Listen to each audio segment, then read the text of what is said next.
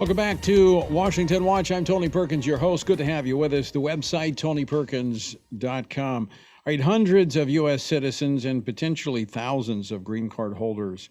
We don't really know the number. The administration can't put a number on it, but they're still stranded in Afghanistan. With no U.S. presence in Afghanistan after the military withdrawal, the fate of all of those that are desperate to leave is in the hands of the Taliban. And needless to say, that's not comforting news. U.S. Congressman Michael McCaul of Texas, the ranking member on the House Foreign Affairs Committee, reported Sunday that flights ready to evacuate American citizens, or civilians, and allies were not being allowed to leave Afghanistan, and it was the Taliban that was holding them hostage for demands. Here's what he had to say. This is really, Chris, turning into a hostage situation where they're not going to allow American citizens to leave until they get full recognition from the United States of America. With me now to talk more about the situation on the ground is someone who knows it quite well. He knows about the challenges facing those trying to get out of Afghanistan. Chad Robichaux is a former recon ranger with the United States Marines, a DoD contractor with 8 deployments to Afghanistan as a part of a Joint Special Operations Command task force. 2 weeks ago, his organization, the Mighty Oaks Foundation, joined with another veteran support organization to form Save Our Allies, a coalition that's working to evacuate Afghan personnel who supported U.S. forces as well as their families. Chad, welcome to Washington Watch. Thanks for having me on, Tony. All right, Chad, tell our listeners about your efforts and what you have faced thus far there on the ground in Afghanistan.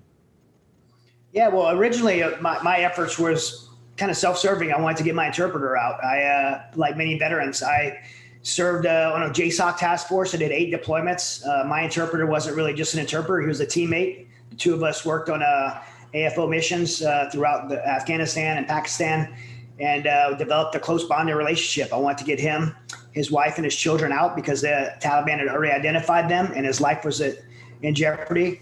We had tried a SIV process for 6 years. It wasn't working. And so myself and Dan Stenson, a former teammate of mine, began this, put money together, put an operation together.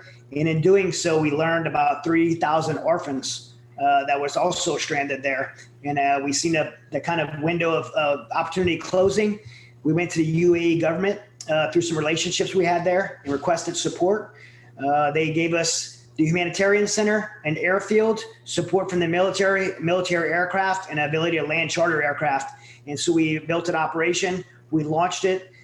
8 days of pulling people off the ground. We got 8,911 SIV applicants, women, vulnerable women, orphans, Americans, and Christians that would have been persecuted. We got them 8,911 of them out. We assisted with another 3,000, totaling about 12,000 people that we were able to get out in a period of about 8 days.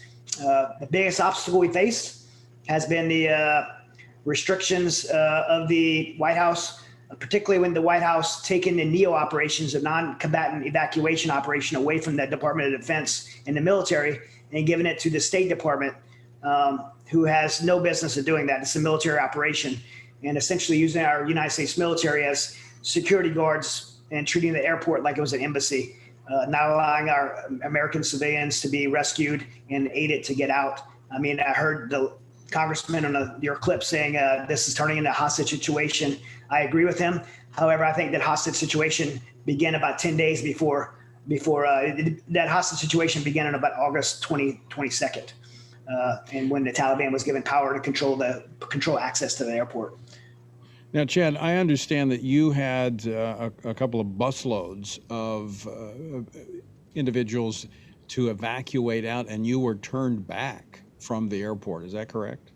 Yeah, because it's actually is an investigation now. I can't give all the details to it, but I can say that we had a busload of 700 people. We got into the gate. We got offloaded. So they were already in a holding area. These were 300 orphans. There was some people from some of the people on the bus was family members of the children of the UAE ambassador to Afghanistan. There was also about 100 Christians the families of the pilots that have been helping us, and 27 Americans that were all on the airport in the holding area, and were made to get back on the buses and sent back to the checkpoint, which is manned by the Taliban. And we're talking about blue passport holding Americans. And to my knowledge, we never seen them again. Again, there's an investigation going under that because we were not happy with it. And so there's some things that I'd love to say about it, but I can't. So. Chad, we've gotten conflicting numbers about the number of Americans and allies that are there that won out. The president, the White House being somewhat dismissive, saying there's maybe 100, maybe 2 that want to get out. What's the real number more like? A lot of people are saying, I've been attacked for the number I give, but my estimation is 5,000. And the reason I say 5,000 is consistently we have heard from the White House and from other people that they were between 10,000 and 30,000. The White House has said over and over again from the president, from Psaki, that there was 10,000. They said that on multiple occasions. So using 10,000 as the most conservative number, the White House has said since they said 10,000 that they got 5,000 out. Now, I'm no mathematician, but 10 minus 5 is 5,000 left, not 200. And that number has been argued, but to me, as a former special operator and someone who believes in what our country stands for, even if the number is one American, in my experience, if one American is in another country in harm's way, whether it's their fault or not, if they need rescued, we will exhaust every resource in the United States military and every bit of strength of the United States military to go get them. We'll freaking scorch the earth, including knowing we will lose people. This is what our military members are willing to lose people to save one person. And that's who we are as a country. That's why our citizens can feel safe to have the protection of our country. So even if the number's 1, they have no leg to stand on. They need to do the right thing and help get our American citizens home. That is America's heritage. It is our history.